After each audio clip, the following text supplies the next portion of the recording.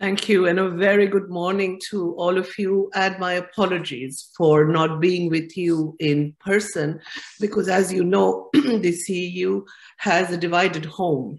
You are at our original home in our beautiful buildings in Budapest, and I'm in our new home in Vienna, where we have been forced to relocate since several years. I'm delighted to welcome all of you, distinguished guests, ladies and gentlemen, to the second Budapest Forum.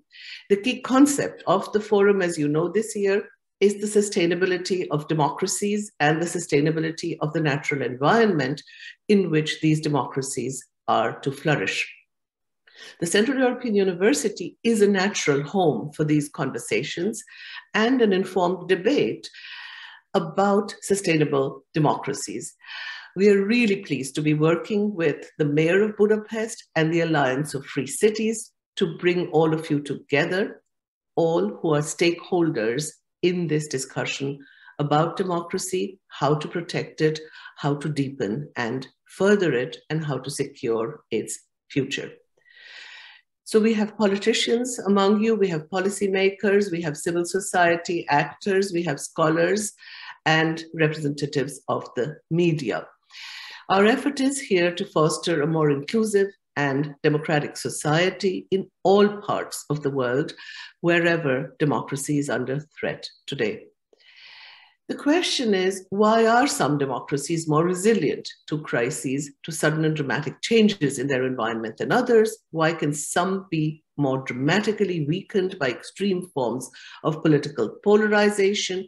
And what makes some democracies more resistant to demagogues and to the lure of strong men, mostly men, who promise all kinds of things which they do not then deliver?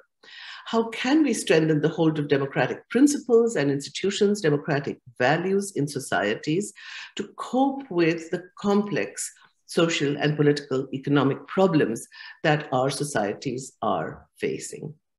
And what could we do to nurture democratic practice? Because democracy is not just a matter of norms, values, principles, of liberal institutions, and the rule of law, but democracy is very much a matter of daily practice. And this is why I think to think about democracy at the local level, at the level of society, at cities at which all of you are working to strengthen it, is a very, very important level, because it is a level of face-to-face participation of the daily practice of democracy in our lives.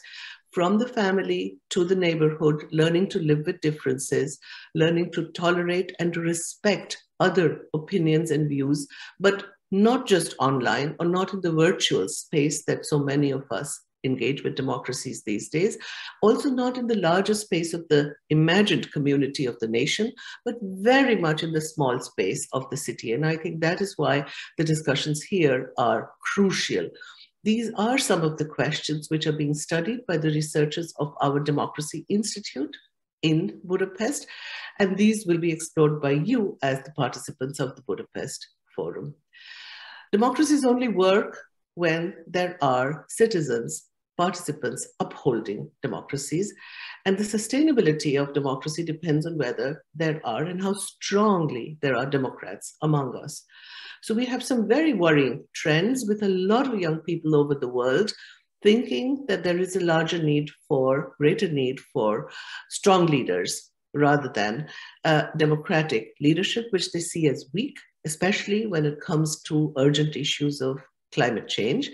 1/3 of Americans almost agree, 33% actually, that it's better to have a strong unelected leader than a weak one who is elected by the people. Of course, as you can imagine, those who are likely to vote for the Republican Party are more likely to agree with this than Democrats. And all these trends are certainly not good news for democracy. Since the 2020 US presidential elections, illiberal right-wing populist incumbents, but some left-wing populist incumbents as well, have been routinely suggesting that they can only lose the next election due to electoral fraud. Then therefore, they prefer to guarantee their electoral victories by all means possible, including strategic legal reforms, gerrymandering, propaganda, intimidation of voters, voter suppression, And all of this, which is not lost on many of us as independent observers. In the upcoming Brazilian elections in October, they are not only overshadowed by violence, but also rumors of plots and coups by pro-Bolsonaro supporters. At the same time, across our own borders, Democrats literally have to fight for their freedom, and they're really fighting also for our freedom and for democracy in their country, Ukraine, but also for our democracies. And while they carefully document on the side the atrocities they are suffering at the hands of the ruthless troops which have invaded their country since half a year. When the Central European University awarded its Open Society Prize this year to the 5 a.m. Coalition in Ukraine, it's a network of NGOs which is documenting war crimes, we celebrated their courage, their spirit of fraternity that animates this historic effort. In Hungary, I know that thousands of students continue to protest for the freedom to learn, a freedom that depends, among so many things, on their teachers being paid a decent salary. At the CEU, we know only too well that academic freedom is fragile. Education is a key resource for democratic sustainability. Schools are meant to provide young persons with knowledge and skills that don't lose their value in a rapidly changing environment. And this is only possible with teachers who are rewarded adequately for their commitment to the future of our children. And these students who demand a better present are the future of democracy. The European Parliament's resolution finding that Hungary does not deserve to be called a democracy is a major landmark. It showcases the efforts of elected representatives who make the most of their office, but equally importantly, I'd like to emphasize the resolution calls attention to the adverse impact of inaction, trepidation, lack of leadership by the highest institutions of the EU itself. At the CEU, we know very well that this European Parliament resolution would not have been possible without the sustained efforts of civil society members and organizations. Those of you who kept monitoring the rule of law backsliding in Hungary over the past decade, those of you who kept up the pressure, those of you in the media who highlighted these efforts, all of this despite being stigmatized and demonized by illiberal political forces in the country. It is for this very reason that the European Parliament called on the Commission, and I quote it, to adopt a comprehensive civil society strategy for the protection and development of civic space within the Union that integrates all existing tools and outlines a set of concrete measures to protect and strengthen civic space. And that is something, end of quote, and that is something which is precious, and I think it needs to be cultivated very much at the level of the city. The Budapest Forum is a space where concrete steps towards all this kind of protection and strengthening of democracies can be discussed, to strengthen civil society, to strengthen the spirit of democracy, to rescue democracy in the very heart of Europe. I wish you all the best for your discussions, and I really wish I could have joined you, but I very much hope I'll be there with you next year. Wishing you all the best for your deliberations, and thank you very much for being at the Central European University this morning. I would like to thank the President and the CEO for being here with us, at least in spirit and heart. And of course, we are also grateful that we can be here at the Central European University.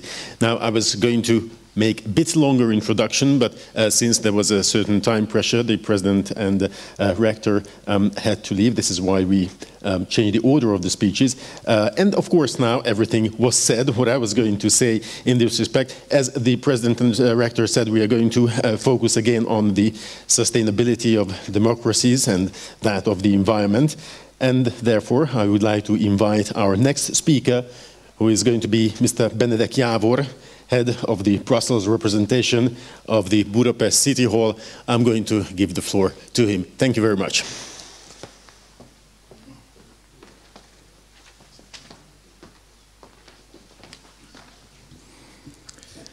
Good morning, ladies and gentlemen. Let me to warmly welcome everyone who join us today and tomorrow to this second edition of the Budapest Forum on behalf of the co-organizer Municipality of Budapest. The title of the series, Building Sustainable Democracies, is a clear commitment of our beloved city.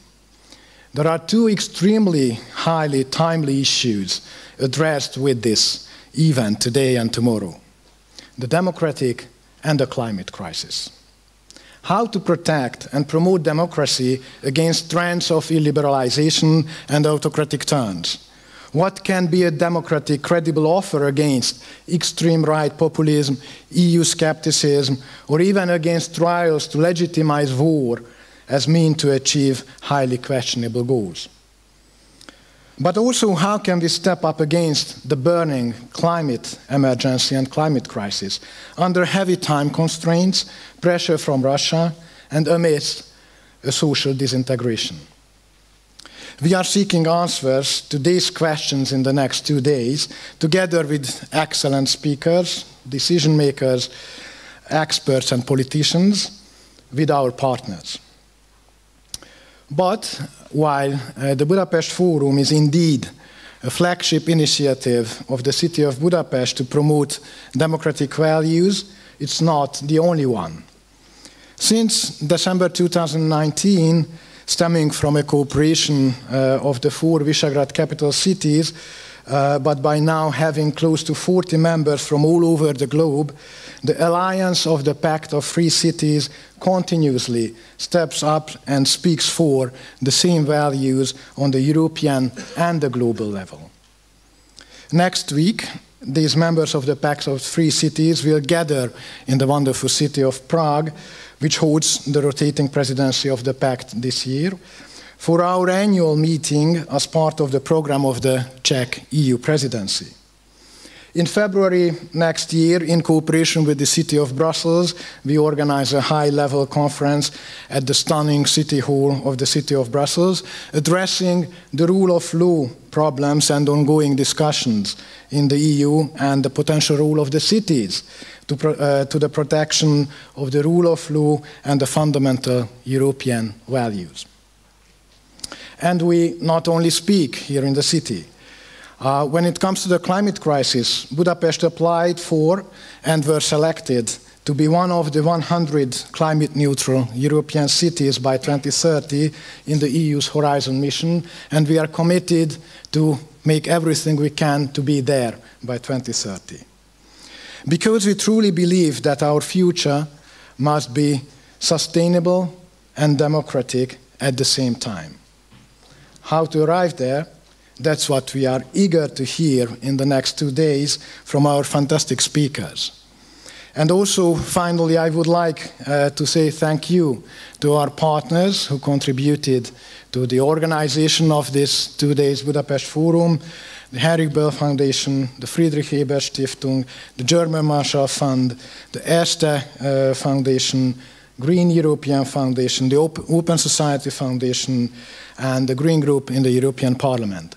They all made a huge job to make this possible today. And once again, welcome everyone to Budapest, our city, and enjoy our forum. Thank you.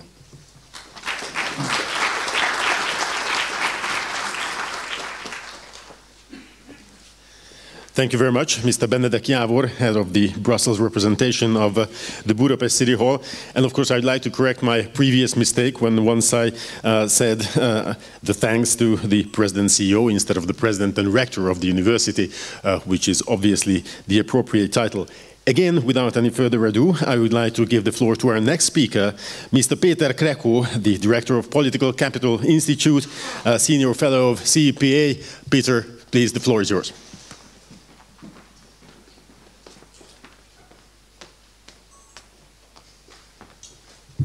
Dear ladies and gentlemen, dear excellencies, dear speakers, dear participants, I had to adjust the mic to my height. So, Budapest might be not a trivial place to organize a conference on democracies these days, but we are up to this challenge, and I'm pretty happy that last year we set the goal to organize this conference or make it a kind of tradition. And I can tell so far that at least in this, until the second year we have succeeded. So hope we won't disappoint anyone, but this conference will not be about the political debates in Hungary, and there will be a panel on democratic backsliding in Hungary, but what we are going to discuss today are more geographically abroad and also topically a quite diverse set of issues. We put it under the name of umbrella of sustainable democracies, but we could even separate the two parts. Today there will be more discussions that are focusing on issues around democracy. Tomorrow we will have more panels that are discussing the issue of sustainability. But of course, the two are interlinked in several points as the panels will and the speakers will tell us. We are really happy for all the speakers who accepted the conference to come here and discuss the issues that we talk about. These discussions are open-ended. And we would like to collect the best practices and thoughts and highlight some promising practices as well, instead of just being involved in doomsday scenarios and talking about the very dark tendencies of today. There are some very dark tendencies of today, and some of our speakers, for example, from Ukraine, Taiwan and Hong Kong, will talk about their experiences and tell stories about oppression, persecution, but also genocide. On the other hand, we would like to have more discussions on how to push back the autocratic threat and the autocratic challenges, and also to talk a bit from the perspective of maybe a bit of stronger democratic West than it have used to be. So we are rather optimistic in the sense that the challenges that we face today, and even the war we have in our neighborhood, have rather strengthened the unity of the Western democratic world, even if it's sometimes more difficult to see from here, from Budapest. We are grateful for our partners and supporters, and I would like to extend my gratitude and thanks for CEU Democratic Institute for being our partner in this conference, as well as the municipality of Budapest, and thank you also for Mayor Karácsony for being with us here today. Political Capital Institute is an institute that has a strong commitment to values such as parliamentary democracy, free market, and Euro-Atlantic foreign policy orientations, and these will be the guiding values of our discussions today as well. I would like to also repeat what Benedek have already said. The thanks for the partners who helped us to organize this event: Henrik Böll Stiftung, Friedrich Ebert Stiftung as our strategic partners, and Open Society Foundations, German Marshall Fund, Erste Foundation, Green European Foundation, NATO, and the Greens group in the European Parliament, as well as the Taipei representative office in Budapest. Without them, this conference wouldn't have been organized. And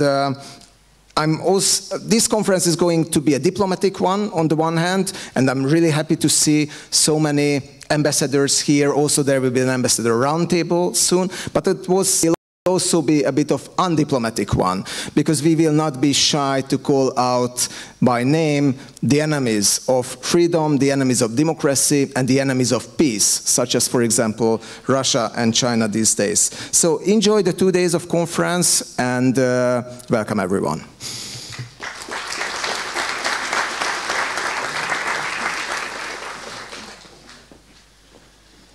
Mr. Peter Krecko, Director of the Political Capital Institute, thank you very much for that. And you already thanked a lot of partners and also thanked our mayor, Mr. Gergely Karácsony, for the contribution. And I would like to use this opportunity to invite Mr. Gergely Karácsony, Mayor of Budapest, to take the floor, because after the opening speeches, we are now going to hear and listen to the welcome speech.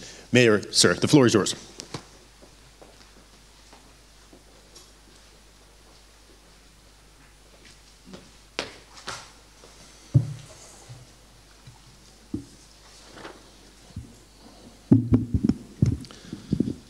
Distinguished guests, ladies and gentlemen, it is often a single photograph that represents a whole era or history itself, or in today's world, a single video clip on YouTube. In this era, we have our own YouTube video clip. The era when the time of the peace and prosperity suddenly ended in Europe. The era when Europe, Central Europe, my country and my city suddenly had to cope with the combined effects of the economic crisis, the energy crisis, and the climate crisis. You may also remember the video I'm talking about. I watched it over and over again. It happened in March when Matteo Salvini, the leader of Italy's right-wing populist party, was utterly humiliated. He was called out his ties to Putin by Mayor Wojciech Bakun of Przemyśl, a town in the southeast corner of Poland. Salvini came with aid to the Ukrainian refugees who kept coming across the border in the tens of thousands every day in that early phase of the war. Mayor Bakun thanked the Italian organizations that helped to collect aid. And then he pulled out a T-shirt from his jacket with Putin's image printed on it. It was a copy of a T-shirt in which Salvini has posed on Red Square in Moscow, and later also in the European Parliament. Bakun challenged Salvini to put the T-shirt on and go with him to the refugee center at the border to see what his friend had done to the Ukrainian people. No respect for you, Bakun said to Salvini, who walked away in shame. I can easily imagine this scene at this Polish border town as an illustration in a 22nd century history textbook in a chapter covering our era. I'm just not sure what the title and what the main narrative of the chapter would be. Would it indeed be a chapter about how Putin's well-organized threat against liberal democracy started to fall apart? Would it be a chapter, perhaps, also about how Western democracies were finally brought to their senses by the energy crisis, averting the climate catastrophe in the last minute? Or would it merely be an illustration of a fleeting episode, a passing embarrassment for the worldwide authoritarian populist right before the climate crisis put democracy on the shelf for generations? I don't know the answer to this question. And I believe nobody does. Nobody knows because this chapter of history has not been written yet. What we do know right now is that the way in which we use our free will to act is critical for democracy and critical for humanity. But there are at least 3 points I do know. Let's start from here. Firstly, modern wars are almost always connected to fossil fuels. Let me cite here the director of the Hungarian branch of Greenpeace at a demonstration earlier this year.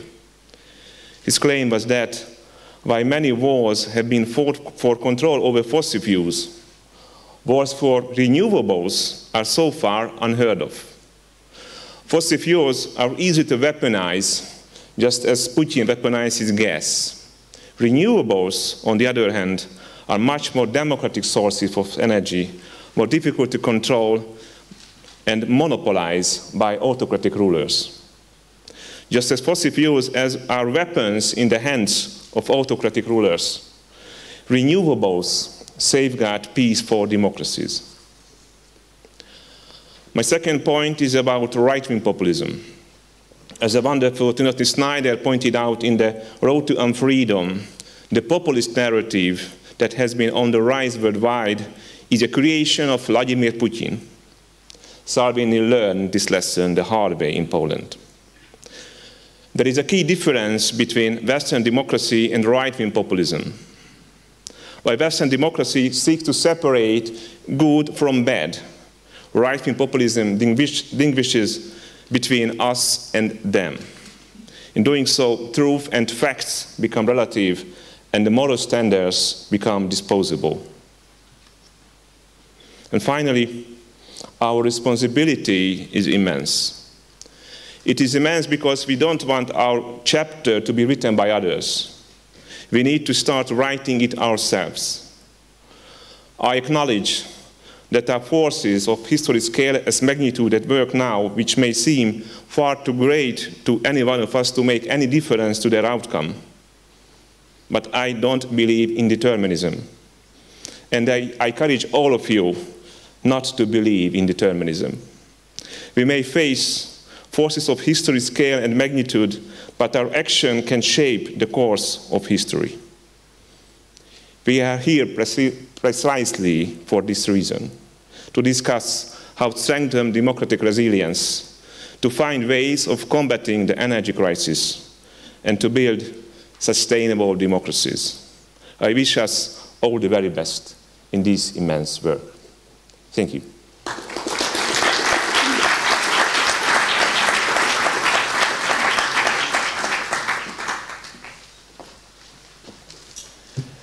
Mayor Gergely Karácsony, thank you very much for the the welcome speech. And we are now going to listen to another welcome speech, which is going to be broadcast online. And this is going to be Nina Hachedjian, Deputy Mayor of Los Angeles. Welcome, Deputy Mayor. I hope you're here with us. Yes, the floor is yours. Thank you very much. Thank you so much to the Budapest Forum for having me. It's quite late here in Los Angeles, but a couple of hours of missed sleep is a very small price to pay to address a terrific group at this critical forum. I'm so honored to be with you, and especially to follow such a courageous and insightful mayor. Russia's unprovoked and illegal invasion of Ukraine, as well as trends in our own countries, have made many in the United States and around the world think more deeply about democracy and about how fragile it can be. The idea of democracy is quite old, of course, but it's only within my lifetime that a majority of people have lived in democratic states. And we're backsliding now, we all know, and it is alarming. So I'm not going to take the time today to defend democracy, liberal democracy in particular, as the best way that humans have invented to govern themselves. In part, that's because I'm not even sure where I would start. It's so deeply ingrained in me and so obvious that it would take me a while. So I'm beginning with the assumption that liberal democracy is an ideal. And in fact, its track record for bringing affluence and peace is pretty admirable. Sometimes after a transition period that can be long and difficult. But what I want to do instead is to take these few minutes to suggest that cities and states, provinces, regions, and subnational actors generally can contribute in important ways to getting the world back on a positive trajectory toward democracy that advances dignity for all. And I say this as someone who has served in all three branches of federal government in the United States, more than one in some cases, and for the last 5 years for the city of Los Angeles as the first deputy mayor of international affairs. And what I've learned, especially during the period when we had a president who did not share my belief in democracy, is that cities have a key role in supporting democracy. I'm going to mention 4 ways, but there are more, and I'm sure you'll be discussing all of them today. First, we held the spirit of democracy as well as some of its mechanics. We in the city of LA and many others in the United States, while still working with the federal government on some key priorities, nevertheless called out what we saw as unjust, inhumane, and un-American policies, those which did not comport with what we have long been American values, norms, and practices. In this way, we held the torch of American values when the federal government did not, and that was important to our residents. Cities across the United States being these strongholds of democracy was also helpful in our ability as a country to self-correct, and we hope that that will hold. We also communicated our values with partners around the world, and this may have given them some comfort that many Americans still believed in the power of international engagement and the importance of democracy. Practically, most American cities and some states supported efforts to make the vote as accessible as possible. The governor of California decided that every Californian would get a mail-in ballot delivered to their home so everyone could vote easily. Californians could put their ballot in the regular mail, but we in the city also distributed secure voting boxes around the city to collect ballots. Next, cities and other subnational actors can also experiment with democratic processes and thereby advance it. We are in LA, for example, currently running a pilot on participatory budgeting in which residents will decide on the fate of $10 million. Not the NGOs that we would normally work with, but the residents themselves. The mayor also appointed a chief equity officer to make sure through clear measuring that we are serving all residents, including women, people of color, immigrants, the queer community, and very low-income residents. An example is actually our climate work. We're planting trees in places where there are the fewest first, and that is in our low-income communities of color. Similarly, we have an electric car sharing program that is placed in our low-income communities. We also publish reams of data about the city to increase transparency of our operations. Our ethical guidelines continue to get more strict to close any loopholes for corruption or the appearance of impropriety. The third reason cities are critical for democracy is that we are the most trusted level of government, at least in the US, but I expect that's true elsewhere as well. To the degree that cities and towns deliver basic services in a professional and predictable fashion and respond to our customers quickly and with care, we demonstrate that elected officials can deliver what residents need and want. Finally, while no mayor in the United States has been elected president yet, in many parts of the world they have, and so cities and regions also serve to test and train the leaders of tomorrow. The good news is that cities led by Budapest, Prague, Bratislava, and Warsaw are joining together to advance democracy in the Pact of Free Cities, of which LA is also a member. And just this year, they helped to author the Democracy Declaration, which 67 cities from 36 countries and counting have signed. So on that hopeful note, I will close. It's past my bedtime, and you have an exciting day in front of you. So do enjoy it and keep the faith.